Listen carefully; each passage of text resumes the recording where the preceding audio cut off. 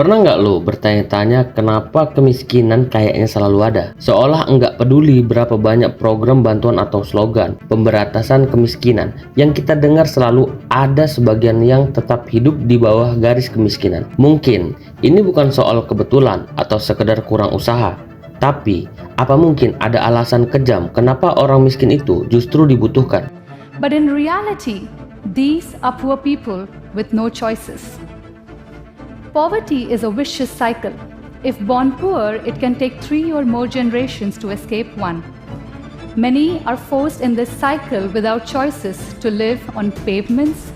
Lu pernah kepikiran nggak gimana jadinya kalau semua orang di dunia hidup tanpa kekurangan? Apa yang bakal terjadi sama ekonomi yang sekarang kita nikmati? Bayangin, kalau nggak ada lagi orang yang rela kerja di sektor dengan gaji rendah, yang kerja di pabrik, bangunan, ladang, atau bahkan cleaning service. Kalau semua orang punya standar hidup yang nyaman, siapa yang mau ngisi posisi-posisi yang disebut rendah itu? Ada banyak pakar percaya bahwa kemiskinan itu bukan cuma masalah personal, tapi masalah struktural. Salah satunya adalah Profesor Guy Standing, ekonom dari Inggris, yang meneliti kelas pekerja yang disebut precariat. Mereka yang hidup dalam ketidakpastian, bergantung pada pekerjaan temporer dan tanpa jaminan sosial. Standing bilang, kelas ini sengaja dibentuk buat ngejaga roda ekonomi.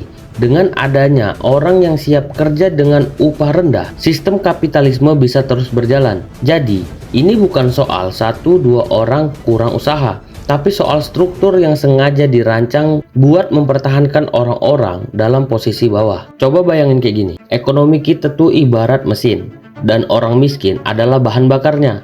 Mesin ini terus beroperasi dengan lancar karena adanya orang-orang yang mau mengisi pekerjaan yang menuntut fisik dengan gaji rendah. Kalau nggak ada orang miskin, siapa yang mau kerja di posisi kayak gini? Gimana ekonomi bisa terus berjalan? Di sini, kemiskinan jadi bahan bakar yang bikin roda kapitalisme terus muter. Kejam ya? David Brady, seorang profesor sosiologi, juga bilang kalau kemiskinan ini sebenarnya dibuat oleh struktur kebijakan. Misalnya, program bantuan sosial sering kali justru memperkuat ketergantungan dan nggak benar-benar membebaskan orang dari kemiskinan. Banyak negara yang memberi bantuan tapi nggak ngasih kesempatan yang nyata buat orang miskin naik kelas. Jadi, orang miskin tetap dibantu, tapi tanpa jaminan buat benar-benar keluar dari lingkaran kemiskinan. Ini seolah-olah seperti naruh orang dalam kolam dan ngasih pelampung. Mereka enggak tenggelam, tapi juga enggak bisa naik ke permukaan. Coba lu pikir gini, kemiskinan tuh kayak jaring pengaman buat yang kaya. Lu tahu nggak? Banyak perusahaan besar yang mendirikan pabrik di negara berkembang justru karena tenaga kerja murah. Kenapa gaji buruh di negara maju tinggi, tapi di negara berkembang rendah? Karena selama masih ada orang yang mau digaji rendah di negara tertentu,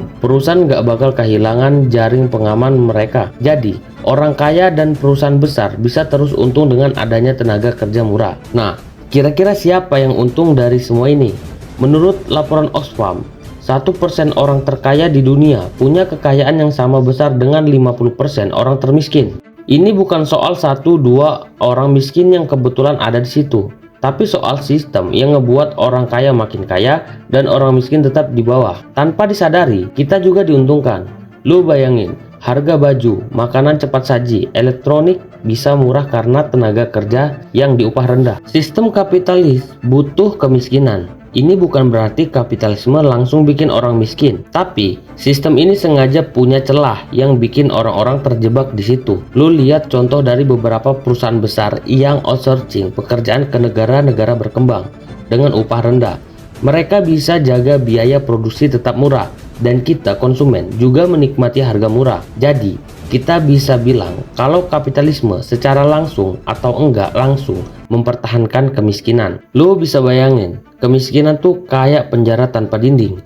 Orang di dalamnya bisa lihat orang di luar yang hidup lebih enak, tapi mereka nggak punya cara buat keluar. Kenapa? Karena sistem pendidikan, lapangan kerja, bahkan kebijakan enggak ngasih jalan buat mereka naik kelas. Sekolah tinggi, mahal, buka usaha, butuh modal. Jadi mereka tetap ada di penjara yang enggak kasat mata. Sosiolog Immanuel Wallerstein juga pernah bilang, kalau dunia kita terbagi dalam core dan periphery. negara-negara kaya di pusat yang menikmati keuntungan, sedangkan negara-negara miskin di pinggiran. Orang miskin di negara-negara pinggiran ini tetap ngisi pekerjaan-pekerjaan yang dibutuhkan oleh negara-negara pusat. Jadi, negara kaya butuh negara miskin, dan sama halnya orang kaya juga butuh orang miskin buat tetap di posisi atas. Jadi, mungkin pertanyaan yang harus kita tanyain, bisa nggak kemiskinan benar-benar hilang? Atau mungkin, apakah kemiskinan justru dibutuhkan bukan karena orang miskin kurang usaha atau malas, tapi karena ekonomi modern membutuhkan mereka buat terus jalan? Nah, menurut lo gimana? Apakah kemiskinan ini cuma soal nasib dan usaha, atau ini bagian dari sistem yang lebih besar dan kompleks? Kasih pendapat lu di komentar, karena gue yakin setiap orang punya pandangan yang beda-beda.